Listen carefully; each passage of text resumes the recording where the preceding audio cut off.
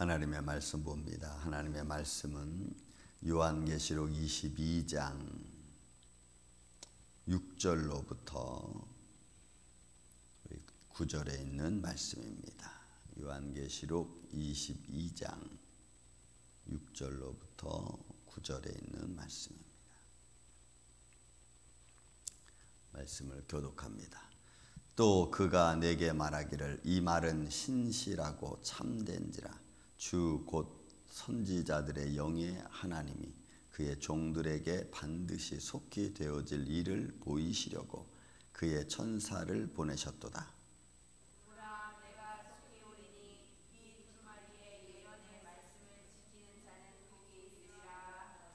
이것들을 보고 들은 자는 나 요한이니 내가 듣고 볼 때에 이 일을 내게 보이던 천사의 발 앞에 경배하려고 엎드렸더니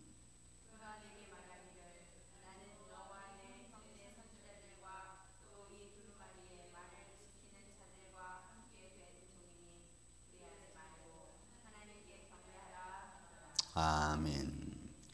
자, 요한계시록 20장, 21장, 22장은 하나님 나라에 관한 말씀입니다. 여러분 우리가 많은 정보를 듣고 또 많은 세상의 정치적인 이야기를 듣고 또 많은 책들을 여러분들이 보시고 또 많은 종교들이 우리 앞에 있고 이런 가운데서 하나님 나라에 대한 이야기를 이렇게 참 멋있게 그리고 하나님 보좌를 이렇게 분명하게 묘사한 곳이 어디 있겠습니까?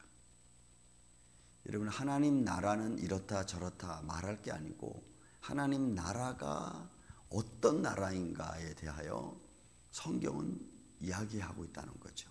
그래서 하나님 나라는 하나님의 보좌가 어떤 모습인가를 여러분 상세하게 보도하고 있는 것이 사실 성경 말씀입니다. 여러분 예를 들어서 한국이란 나라 그러면 어디를 이야기했습니까? 뭐 한국인 어디 한국 나라 뭐 어느 지방 어느 도시 어느 사람 개인적인 이야기를 하는 것은 아니잖아요. 그렇게 말하면 한국이란 나라를 볼 수가 없잖아요. 한국이란 나라를 말하려면 정치 체계를 이야기하고 시스템을 이야기하고 위정자들 그죠? 정치 지도자들이 어떤가를 이야기하면은 한국이 이런 나라구나라고 알 수 있듯이 하나님의 나라도 사도 요한이 보고 들은 하나님의 보좌 여러분 하나님의 보좌도 너무나 생생하죠. 중앙에 하나님의 영광이 있고 그 주위에 내생물이 있고 그 주위에 24장로가 있고 그리고 그 빛이 거기서 나와서 온 나라를 비추고 여러분 이게 하나님 나라의 핵심입니다. 핵심. 하나님 나라는 그렇게 됐어요. 어제 아침에 저희가 우리 이제 못 오셨지만 우리 예배 드리면서 여러분 4절의 말씀 보면은 너무너무 멋있는 말씀이 있어요. 그의 얼굴을 볼 터이요 그의 이름도 그의 이마에 있으리라. 그러니까 우리가 하나님의 영광을 보고 얼굴도 봐요. 이건 고린도전서 13장 12절 말씀 아니에요. 우리가 거울로 지금은 거울로 보는 것 같이 희미하지만 그때는 얼굴과 얼굴을 대하여 볼 것이다 그랬어요. 하나님의 영광을 그대로 하나님의 얼굴을 그대로 볼 수 있는 하나님의 보좌가 있다는 것을 확연하게 이야기하는. 그러니까 성경은 다 거기에 맞게 짝이 다 있잖아요. 그리고 이렇게 정확하게 하나님 보좌를 설명하고 있는 것이 마지막 이제 22장. 그러니까 20장, 21장, 22장 하나님 나라에 관한 이야기. 정말 보고 싶고 한번 그 나라에 살면 영원히 흔들리지 않고. 자, 그 나라에서 오늘도 본문의 말씀에 내가 말하기를 이 말은 신실하고 참된지라 곧 선지자들의 영의 하나님이 그의 종들에게 반드시 속히 되어질 일들을 보이시려고. 여러분 이거는 하나님께서 내가 도적과 같이 온다고 말했잖아요. 이걸 아무도 모른다. 아버지만 아신다. 왜냐하면 육신으로 오신 예수님은 하나님을 아버지로 표현했어요. 그것은 자녀된 자가 자기의 본향에 대하여 자기를 보내신 자를 가리켜 하신 말씀이니까 영광의 보좌 앞에는 우리가 나지만 하나님 나라에 가서 하나님 영광을 보면 예수님의 얼굴을 볼 거예요. 그죠? 그때는 우리가 그냥 안다고 제가 그랬죠. 하나님 나라는 그냥 가면 아는 거예요. 영광의 보좌에 계신 아버지도 여러분 예수님의 영광을 볼 수가 없었잖아요. 그러니까 결국 모세가 하나님의 영광의 얼굴을 보지 못하고 등만 봤다고. 근데 우리는 이제 예수님이 이 땅에 육신의 몸을 입고 오셨고 그 모습이 영광의 몸으로 변하셨고 하늘 보좌 우편에 계시고 그리고 우리가 거기 가면 하나님의 어린 양을 볼 것이며 그 어린 양의 하늘 보좌가 어떤 모습인가 우리가 확연하게 알 겁니다. 그러니까 아버지 하나님은 어떤 형체를 가질 수 없어요. 그 형체가 예수님의 형체죠, 사실은. 우리의 모양과 우리의 형상대로 우리가 사람을 만들자라고 했으니까, 그리고 하나님이 가장 기뻐하신 모습이니까 우리의 모양과 우리의 형상대로니까 아마 그 모습은 사람의 모습일 거예요. 그렇지만 그 모습은 영화롭고 좀 거룩한 모습이지. 자, 속히 되어질 일을 우리에게 보이셨습니다. 그 천사들을 그래서 보내셔서 그것을 알게 하셨습니다. 마지막 때 세례 요한도 이제 도끼가 나무 뿌리에 놓였다라고 말하고, 예수님도 마태복음 9장 마지막 절에는 추수할 곳이 많다, 추수한 일꾼을 보내어 달라고 너희가 기도해라 라고 말씀하셨으니까 이건 여러분 예수님의 말씀이에요. 마지막 때라는 거예요. 도끼가 나무 뿌리에 놓였고 추수가 시작됐다는 거예요. 그러면 여러분 하나님의 나라가 어느 순간 이제 사람의 어떤 죽음이라는 것이 매일매일 뭐 어떻게 사람마다 이루어지는 것이 다르죠. 그렇지만 어느 한 순간에는 완벽하게 싹 다 죽은 자가 일어나고 산 자가 하나님의 영광을 보는 그 어느 시점, 속히 되어질 일이라고 말씀하고 그것을 천사를 통해서 내가 너에게 보여준다라고 말하는 거예요. 그러면서 7절 내가 속히 오리니, 이것은 우리가 늘 말했듯이 때를 말하는 것이 아니라 하나님 때를 가리키는 거죠. 사람의 때가 아니라 하나님 때. 그리고 이 두루마리의 예언의 말씀을 지키는 자는 복이 있다. 여러분 이 말씀은 구약 전체에 흐르는 말씀입니다. 이 두루마리의 예언의 말씀을 지키는 자는 복이 있다라고 하는 이 말은 구약 전반에 흐르는 말씀입니다. 핵심입니다. 핵심. 이스라엘 백성들에게 가나안 땅에 들어갈 때도 또 광야에서도 계속해서 모세를 통해서 하나님 들려주신 말씀은 뭐냐면 이 말씀을 순종하라. 여러분 신명기 27장부터 시작해서 28장, 29장, 30장 계속해서 나왔을 말씀이 뭐냐? 내 명령과 규례와 법도를 지켜 행하라. 지키는 자는 복이 있다. 신명기 27장 15절 이하로부터는 너희가 이 말씀을 지키지 아니하면 너에게 이런 저주가 이르리니 하면서 쫙 또 저주에 대한 이야기가 나와. 그러니까 신명기 말씀뿐 아니라 구약 전체에 흐르는 말씀이 이 말씀이에요. 이 두루마리 예언을 지키는 자는 복이 있다. 여러분 신약은 안 그렇습니까? 신약 때 예수님이 하시는 말씀이 뭐예요? 나를 믿느냐예요. 이 말씀을 다른 말로 바꿔 나를 믿느냐. 나를 믿는 자는 그 배에서 생수가 나듯 흘러나리라고 말씀하셨으니까. 그러니까 이 말씀은 어떻게 보면 신구약 전체고 말씀이고, 그리고 예수님이 가장 원하는 말씀이에요. 여러분 아담이 죄 지은 것이 뭡니까? 아담이 죄. 여러분 창세기 3장 17절 말씀이에요. 너는 왜 내 말을 듣지 않고 네 아내 말을 들었느냐? 이거예요. 이 말씀도 결국 바꾸면 뭐예요? 내 말을 들으면 산다는 거예요. 믿습니까 여러분? 여러분 너 왜 내 말 안 듣고 너 네 아내 말 들었니? 그래서 죄가 임했다는 거예요. 여러분 이게 창세기 3장 17절 말씀이니까. 그러니까 이 말씀은 신구약 전체 흐르는 말씀이고 예수님이 처음부터 하신 말씀이고 그리고 아담에게 한 말씀이고 오늘 우리에게도 하신 말씀이에요. 너 왜 내 말 안 듣고 네 아내 말 들었니? 여러분 오늘날 보세요.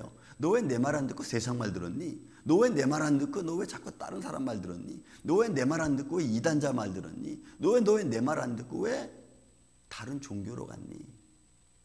여러분 이건 다 모든 것에 해당하는 거예요. 그럼 내 자신을 보면은 알 수 있죠. 이제 내가 정말 하나님 말씀을 들었는지 안 들었는지, 내가 하나님 말씀을 듣고 행하는지 안 행하는지, 내가 하나님 말씀을 듣고 성령의 역사에 따라 움직이는지 아니면 하나님 말씀을 들었음에도 불구하고 내 감정으로 행하는지 이런 거 알 수 있는 거잖아요. 이 두루마리 예언의 말씀을 지키는 자는 복이 있다. 여러분 이 말씀 안에 거하시기를 예수님의 이름으로 축원을 드립니다. 이 말씀 안에 우리가 거하고서 정신 바짝 차리고 흔들리지 말고 십자가 바라보고 달려갈 줄 알아야죠. 그냥 두리뭉실하게 가려고 여러분 하지 마세요. 이제는 그럴 때가 아닙니다. 여러분 보세요.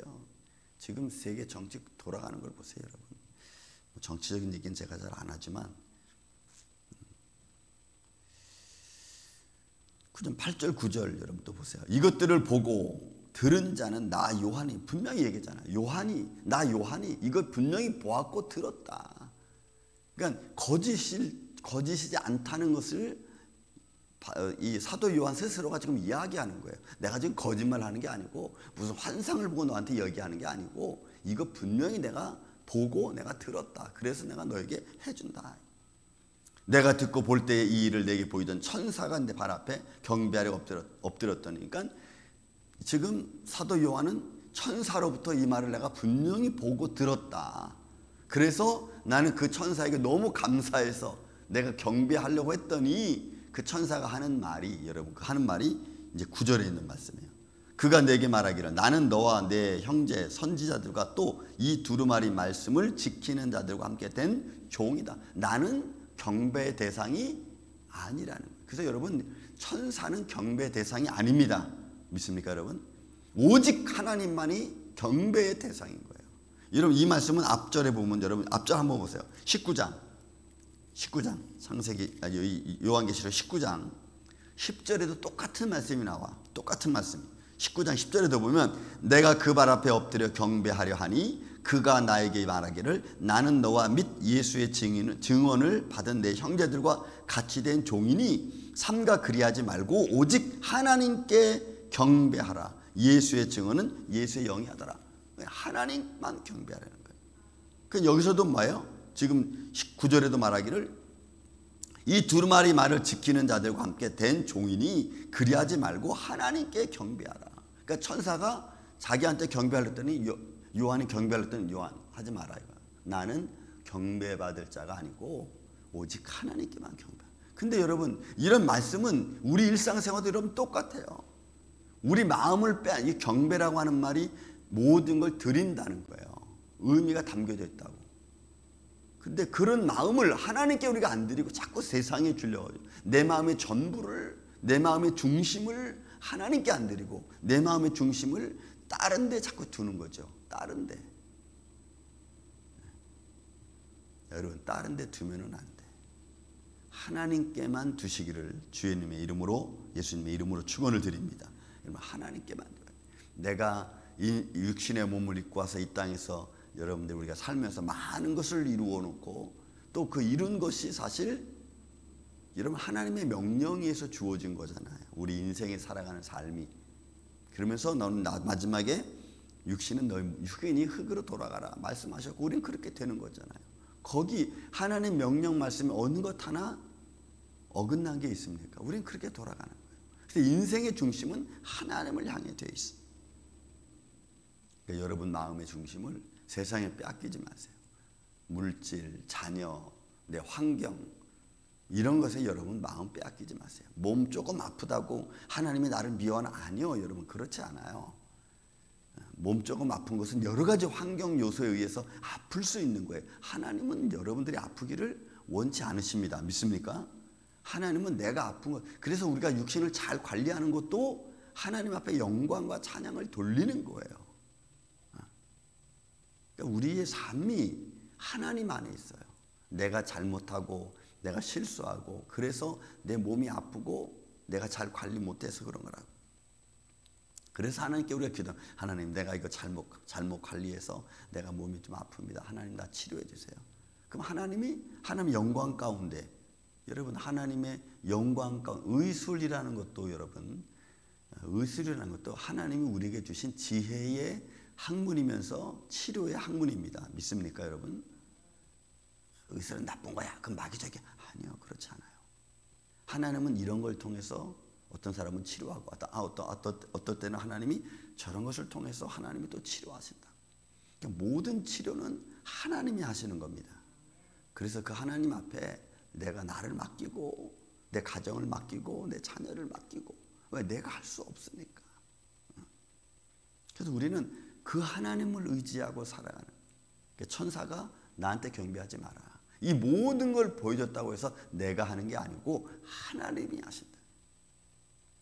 여러분 우리가 이 말씀을 보면서 하나님의 통치, 하나님의 다스리심, 하나님이 나를 향한 관심, 내 안에 있는 하나님의 뜻, 이런 것들이 믿음 안에서 하나씩 하나씩 서서히 이루어져 갈 수 있도록 우리가 하나님 앞에 우리 마음을 오픈하고 내 중심을 드리고 그렇게 우리가 살아가야 될 줄로 믿습니다. 이런 믿음의 말씀들이 이제 우리 안에 충만해지면 좀 세상에 대해서 우리가 좀 넉넉하게 볼 수가 있어요. 넉넉하게. 여러분, 우리가 할 수 있는 일은 정말 아무것도 없어요. 정말 우리가 뭘 하려고 해서 되는 것도 아니고, 그죠? 물론 하려고 하는 마음은 있어야죠. 하지만 우리가 하나님께 맡기는 마음이 더 커야 돼요.